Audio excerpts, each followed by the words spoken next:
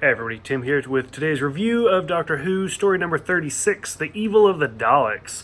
So this is the last story of season 4. It introduces the new companion of Victoria Waterfield. Overall, I don't know, it's 7 episodes long and only one of them is intact, the second episode. Coincidentally, the episode that introduces Victoria.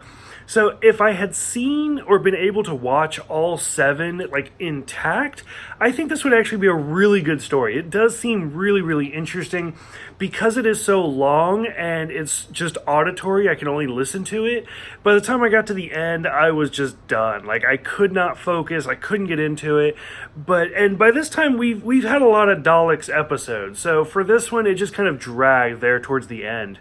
So from the beginning, it starts right where the last story stopped, where we see the TARDIS being stolen, and J. Smith signed for it, which I think is pretty interesting, because when we get into the third Doctor, he goes by John Smith for most of his run, I believe.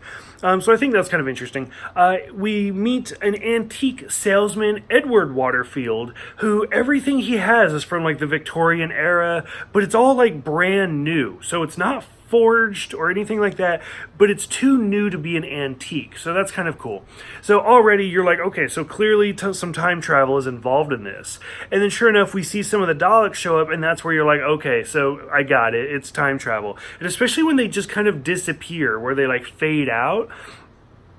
Sure enough, Jamie and the Doctor get in the same predicament, fading out, and they wake up 100 years in the past in 1866, and they meet the Master of the House, which, this being Doctor Who, I mean, we don't see the Master, the character of the Master, for years into the third Doctor, whereas, so anytime in the first Doctor or the second Doctor's run, they say the words, the Master, the Whovians and all of us are kind of like, ooh, is that a reference? Did they already know? I don't think it is, but I do think it's kind of funny whenever they mention the Master.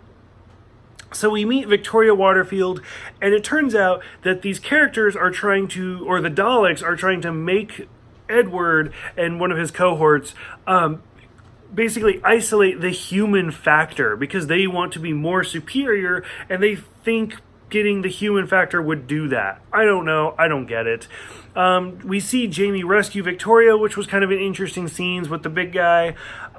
We realize they're trying to change metal into gold, which the base metals, which, okay, so we got some alchemist going on stuff, whatever. The whole character that doesn't eat or drink, listening to it, I couldn't figure out what the thing was going on with him, but it seemed kind of interesting. When the Daleks do get the human factor, the 3 of them, and they just go batshit crazy, and they're playing games and stuff like that, it was too much for me. I didn't like it. And then even when they go to Skaro, and those ones are the ones that are spinning in circles, and they're like, Dizzy Dalek, Dizzy Dalek, Dizzy Dalek, and I was like, stop, what is this? It was too much for me.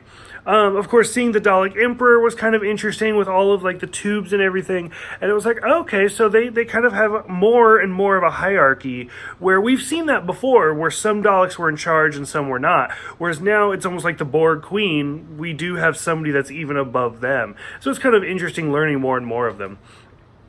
By the time we get to the end, everybody escapes, except for Edward Waterfield, who ends up dying. Big surprise there. And Victoria kind of joins Jamie and the Doctor for the adventure, which, if I remember correctly, she doesn't last a whole long, but we do see her after she departs, which is a story for a different episode. So for those who have seen this one, what did you guys think about seeing the Daleks return and more of a contemporary, and then before they go back in time of the 1866? What did you guys think? Would you guys like to see this animated? Go ahead, let me know. Thank you guys for everything, and I will see you guys next time for Tomb of the Cybermen.